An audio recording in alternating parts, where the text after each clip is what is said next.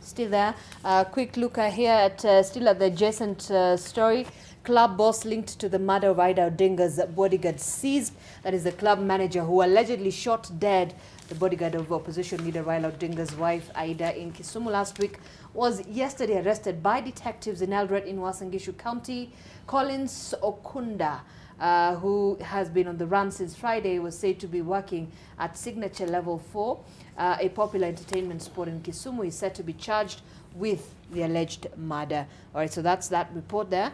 But we're going to move forward to yet another story here, because we'll be taking a break in a moment. But also very interesting report, which will be forming part of our conversation this morning as well. Uhuru ruined the economy, says Ruto, as he pleads for more time. Now, President William Ruto yesterday accused his predecessor, Uhuru Kenyatta, of presiding over an economic and security mess, which he says he needed time to fix. He also announced plans to finish dams and other projects whose construction he claimed was stopped due to political reasons. And for the second day running, first in Kirinyaga on Saturday and yesterday in Kericho, Ruto claimed President Kenyatta and his preferred successor, Azimio la Umoja One Kenya Coalition Party leader Raila Odinga, have no right to criticize him as he was fixing their mistakes. In fact, he says that the disbandment of the SSU of the DCI was only the beginning of the winding of the clock of the previous regime. Hesbon, I want to get your reaction to this. So Ruto says, wait, first before you start criticizing us, let's fix first the mess that you left in this country. You see, I mean, some of these things are very interesting and quite ironic. We didn't have President Uhuru Kenyatta run the government in the last 5 years on his own. I mean, we gave that power to the presidency of President Uhuru Kenyatta and President William Ruto. So there's no way we can sit back and just listen to these big headlines that you attribute the failures of the past government to President Uhuru Kenyatta, and at the same time you're launching projects that President Uhuru Kenyatta initiated, and you want to tell us as Kenyans that as our representative we have no say in what you're doing because of what happened in the last 5 years. I don't think it happens like that. Whether it is President Uhuru Kenyatta or Raila Odinga or Hesbon Owila or any other Kenyan, the government that we have in place is the government of Kenya. And it is a government that is supposed to serve all Kenyans.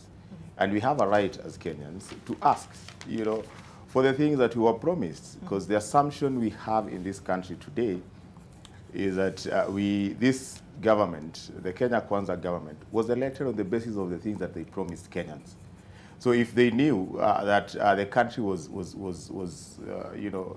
in ruins, the way the deputy president keeps saying, they had no reason to promise Kenyans that they were going to change things in 100 days. And because we gave them the vote, knowing that they were going to do magic, it is now incumbent upon them to do that magic. That is one. And then number two, I think it's also unfortunate for certain statements to come from the top leadership of this country without valid, underpinnings of why they're making those statements. There are a number of things that you can say about an outgoing government. But I can tell you, majority of the people will always choose the failures and not the successes. So when a successive government comes in place and they dwell on the failures, then it defeats logic why they were asking for that power in the first place. Because they were seeking for power to sort our problems. They were not seeking for power to lament. And you cannot take the first 100 days lamenting. I think the best thing to do is just keep quiet and work, and then show people that this is what we have done. But you have the deputy president saying, before you start, your oversight role, that is the opposition, first of all, wait. Just give us some time. Let's fix the country first. Let's get it on the right track. Then you can come in with your oversight role. That's okay. That's okay. That's okay. I mean, Kenyans can give them as much time as they want. What is not morally right is to start talking about the past regime and say that the past regime plundered this country. Why is the evidence? To say that, we are not campaigning. Some of these things were making a lot of sense when they were campaigning. But right now, there are things you cannot get away with if they plundered this country. And you see, the deputy president is very clear on everything he says, that people stole. What we want to understand is, if people stole, now you have the reins of power. Why can't you investigate these people? give us the evidence, let them be taken to court, let us see the evidence that is adduced in court, and they are charged. All right. You know, we also had these conversations that are very lazy, that there are governors, there are key politicians who were coerced into joining Azimio. I mean, it doesn't hold water.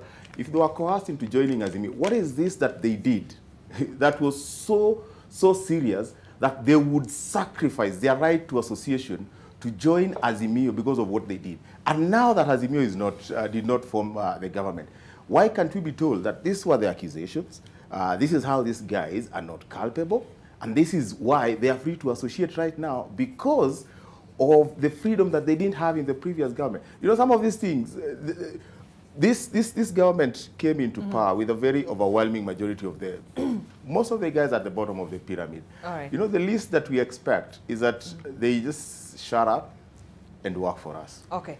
And I'm getting to Prof and Arnold in a moment, but we really have to take a break. This is our first break on AM Live.